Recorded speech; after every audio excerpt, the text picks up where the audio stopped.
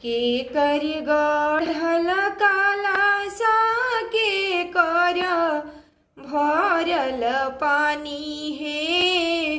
जाके पूछी पंडित जी से कहाँ धराई है। जाके पूछी पंडित जी से कहाँ धराई है।